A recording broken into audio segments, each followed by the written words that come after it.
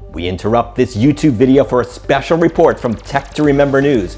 The Canon G7X Mark III, a very popular point-and-shoot digital camera which has been out of stock for a long time, according to Canon rumors, is back in production, and Canon is dedicated to reintroducing this camera to the market and start selling it again.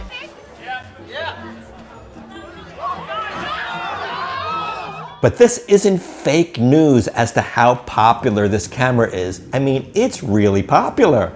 The camera has been temporarily out of stock forever. And there are over 20,000 orders for this camera right now. What makes it so darn popular? TikTok. Canon stopped making the Mark II, and in order to get the Mark III, which is out of stock, you can't wait. You have to call in to get this camera and place your name on a list. That's the most popular camera in the world right now. This one here? Yeah. A quick fact check of the best point-and-shoot selling cameras? Well, look what's on top. Thank you to our honest B&H salesman. And it gives that certain look that we want. I guess we, right, vintage, Gen Z. like a vintage, yeah. Like a warmer look. Yeah. That accentuates skin tones. So I think after realizing how popular this camera has become, almost like cult status, Canon decided not to discontinue it. So this video is not going to be one of those gushing reviews where everything is wonderful. We're going to take a hard look at this camera to see, is it worthy of its popularity?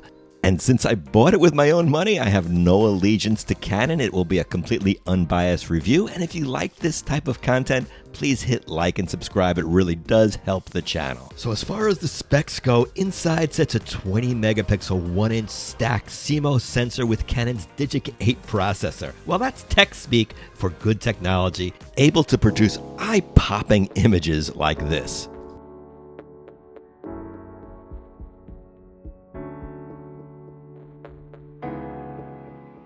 Now, the G7X Mark II shown on the right is a very similar camera to the one we're reviewing today. Both cameras have this nice exposure control right on top of the camera, and both have built-in ND filters.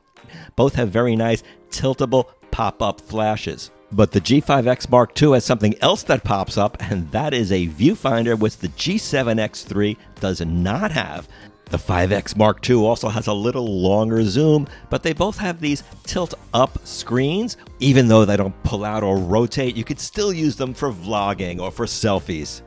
Now, the control ring on the G7X Mark II is a little bit bigger and can also be used for a stepped zoom, which is very nice, like if you're doing street photography. You can do that in the G7X Mark III, but only in auto mode, so that's a bit of a disadvantage. But the G7X Mark III is the one that went viral because it had more video features like a mic input, the ability to stream to YouTube, and for vlogging, that really made it popular. Now, you have to rely on that rear screen, and it's bright enough to use even in sunlight. The glare is not too bad. Now, in addition to the 24 to 100 millimeter zoom, it's a fast aperture. 1.8, which is great on the wide end, goes to 2.8 at full zoom. So that really helps counteract the fact that the camera has a small sensor, because you can see in these low light situations near dusk, even at night, even in a low-lit museum like this where the lighting wasn't great, got some nice shots without a lot of noise. Here's the camera at full wide, and here it is at full zoom. It's a nice range, and the lens seems to stay sharp through the range, wide to zoom. Now let's crop in. You still see a lot of detail. Can you go birding with this camera? Well, I did the best I could under the circumstances, but look at the detail. Nope, you're on camera, actually. Even though it's only a 20 megapixel sensor, look, you could still crop in on this construction lady and see detail. How about on this woman's red dress? Yes, you can. Even red hair. The colors on the camera are nice and vibrant. That's a lot of keychains, isn't it? How does it do with green? Does great. Look at this, all different shades of green and enough sharpness to count the blades of grass. How about we throw some yellow at it? Not a problem at all. It's doing great. Here we got a bunch of colors, yellow, green, red, and this is all straight from camera. Now this guy's in trouble. When you're illegally parked, that sticker doesn't come off easy. Now you can adjust your color profiles in the camera, but this is straight from the camera. Look at this lady's bag, really nice and vibrant. Her bag too is nice, but I'm not sure if this guy is staring at her bag. What do you think? Let me know in the comment section.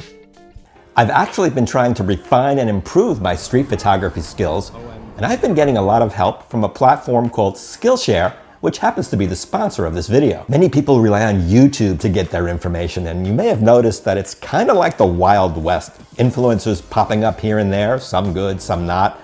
Skillshare uses an entirely different model, and after using it for a while, I feel comfortable now to recommend it to you guys, as I do see its value. Skillshare is actually the largest online community for creatives. It offers creative classes taught by amazing world-class creatives like professional illustrators, renowned graphic designers, and successful entrepreneurs. The platform is designed to help you build creativity into your life by learning directly from real, super talented, and successful creatives. I can testify to the talent of Troy Baird in his class Street Photography, an in-depth and complete guide. I live in New York City and the streets are all around me, so I love to hit those streets with the cameras that I review. One of the technical areas I was always in the dark on, pun intended, was metering, and Troy explained this beautifully. And there's over 8 hours of material just in this one class alone. Now, while I love roaming around taking pictures of strangers, not all strangers love having their pictures taken of them, and sometimes that can lead to a conflict. But in this class, I learned some great skills, how to diffuse conflict should it arise, but also how to avoid it in the first place. There are many categories of classes such as art and illustration, animation, graphic design, productivity, and much more, all taught by experienced professionals who present the material in a clear and concise manner. One thing I realize is no matter how good you are at a certain craft, you can always learn more. So whether you're a beginner or you consider yourself an intermediate or even a pro, never be ashamed of learning and growing. The smartest people still learn from others because they realize they don't know everything. Skillshare has what's called learning paths, which is a logical progression of learning. So you can actually achieve goals in whatever you're looking to aspire to do. Ever leave a comment on YouTube and you never get a response? Well, not on my channel, I always respond, but there are plenty of YouTubers that choose not to. Well, Skillshare offers optional one-on-one training, and should you opt for that, all your questions will be answered and in real time. If all this sounds interesting, the first 500 people to use the link in my description or scan the QR code will get a free 1-month trial. Get started today. Thanks Skillshare for sponsoring this video. Now, the G7X III is not a new camera. It's pretty old, despite the fact that it's really popular. But Canon has introduced some new cameras, so let's just take a look. This is the V1 on the right, introduced in 2025. It's around the same price, but it's with a larger, newer sensor. Now, it is a bit bigger, a bit heavier and chunkier, and it's more video-centric because it has a fully articulating screen, but you lose the electronic viewfinder, and that's a no-no for a lot of people. There's a much wider angle. Here it is on the V1 and here it is on the G7X III. They did that for vlogging reasons, but the telephoto is different as well. You can get in tighter with the G7X III, but the V1 has a way updated autofocus system, animals, etc. 2019 autofocus was contrast-based in the G7X III, but you can see the continuous autofocus still works fine. It's a little slow for video, but in the real world, I didn't find any real problems with it, especially for photography in single mode. My pictures came out mostly in focus in bright light situations. Here it is in video, and it kept the focus on the train, didn't get confused. The camera shoots 1080p, but the 4K video is what really shines. You can see it's nice and crisp, nice and clear, and the audio sounds great too. This is copyrighted music, so I'll play a little more audio afterwards, but you can see you can zoom while filming. Comes out great. There is a little quirk. If you're in program auto or auto mode and you hit the record button on the camera, you'll get 1080p video like this. You have to be in the video camera manual mode in order to get the 4K video, even if you have it set in the menu. This is a little confusing thing. This is the video camera mode. Make sure you're in that mode and have 4K video set in the menu, or else you're going to get disappointed. But when you press the record button, no matter what mode you're in, you get a nice red frame around, so you know that you're recording video. And here is some more 4K video. This is in a store in a lower light situation, and I'm actually showing you some more autofocus. And again, it focuses pretty quick, pretty confidently, and this was not in a bright store at all, and I was very close to the kitty cat clocks. Say that fast 10 times. Now here is some more 1080p video, and I found that you can hold the camera steady even though it's small because there is image stabilization, and you can set that on in the menu. I definitely recommend that you keep that engaged. You'll get a little crop in 4K, but I still recommend you use it because it's just a lot sharper than the 1080p in this camera.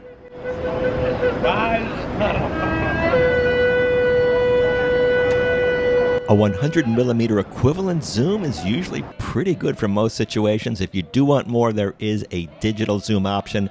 I never use it, but I'm going to show you here just for the purposes of the video. And you can see here it's having trouble focusing.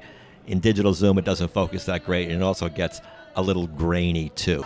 Here's some more 1080p, and if you want to use slow motion, you go into high frame rate recording, and you can get slow motion like this. And in this mode, you can see, or actually you can hear, there is no sound, but there's also no autofocus and no stabilization. And finally, here is some 4K video at night, and you can see it takes a little while for the focus to get engaged, possibly because of those lights on the cars, and it's also darker. But once it finds the focus, it tends to stay in focus. So if you're into traveling or an everyday camera or just something to carry around besides your phone, you really can fit the G7X III in a pocket or in a purse or in a very small bag and just take it with you. It doesn't really add a lot of weight to your bag at all. And because of that fast aperture, it's great in all types of lighting situations. Because it has a nice zoom, you can get closer to things that you could not normally get to, and it'll be a better zoom than your phone. It's pure optical zoom. No digital, no cropping, no trickery. The camera has a really good minimum close focusing distance, and you can get some nice out of focus backgrounds that way too. I also like using the flash. It produces a nice effect even during the daytime.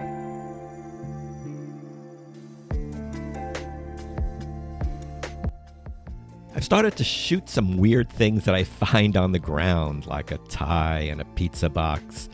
Well, maybe they would be less trash if the city made it less confusing as to what you're allowed to throw out. What do you think?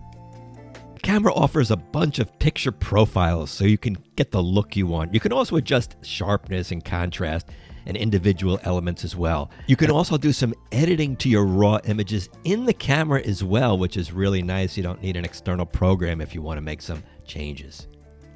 In one of the creative modes of the camera, there's this high contrast grainy black and white, which I really like the look of, but just realize you won't be able to shoot in RAW with this filter.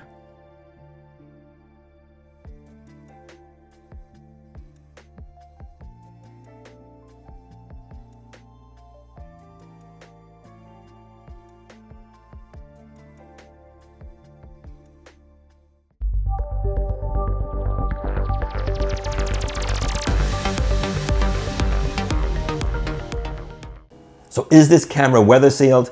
It is not. Be careful taking it out in the rain. Is the camera hard to operate? Well, if you're coming from a phone and you have no knowledge about photography, there is an auto mode in the camera. I suggest you just leave it in auto, and there's nearly not much you have to do. You just look at the screen, you half press the shutter, you hear it click in focus, and you take your picture, and that's it. You can play your picture right back on the screen, and you can scroll through just like you can on your phone. There is an app to transfer the photos over to your phone, or you take the SD card out. Yes, you do need an SD card. There's no internal storage, and you can transfer it to your computer, to your laptop that way. Does it have Wi-Fi? Yes, it does, as I previously mentioned, and you can use that to connect to your phone. And if you want to do streaming, you can do that too. Can you shoot 24 frames per second in video? Yes. Originally, when it came out, it needed a firmware adjustment to do that, so just make sure you have the latest firmware. And it also has a burst shooting mode in photo. You can get up to 20 frames per second with mechanical shutter and more with the electronic. What is the video recording limit? In 4K, it's 10 minutes. That means after 10 minutes, the camera is going to stop. You'll have to hit the record button again. Now realize if you're recording for a really long time, especially if it's hot out, the camera may shut off due to overheating because it's a small camera and 4K takes up more processing power. Does the camera have a touch screen? Yes, it does. Very responsive touchscreen, and you can touch around the screen for the menus to swipe through your photos. You can even touch the screen to focus, and if you wanted to, there's something called touch shutter. You just press on the screen to actually take a picture. Can it do time lapse? It can. How many shots can you get on a battery? It's rated at 235. The batteries are small and The battery indicator in the camera isn't always accurate, so I recommend at least carrying a separate battery with you, preferably more than 2 if you're going to be out for the day so you don't get disappointed. Especially if you're shooting video, it drains the battery very fast. Can the USB-C plug be used for external power? As long as it supports the USB power delivery protocol, you can. So is the hype on this camera warranted? Well, does it take pictures really that much different than, let's say, the G7X Mark II or some of the other Canon or other point-and-shoot cameras? Not that I really see. I think a lot of it is probably people want what they can't have. They see that it's out of stock. They must be great, right? And it is. The pictures are really good, I'm going to tell you that. They were snappier, sharper, and just very vibrant. Okay, I'm going to stop babbling here, but if you got another minute or two and you want to see some of those nice shots that I got with this camera, take a look.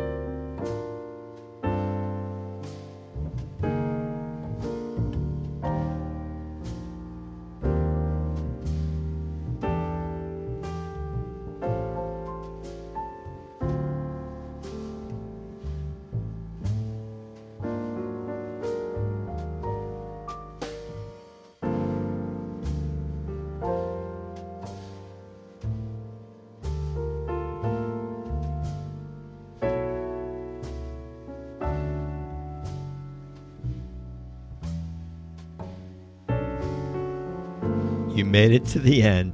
We're going to say goodbye from here. Thanks so much. We'll see you in the next video.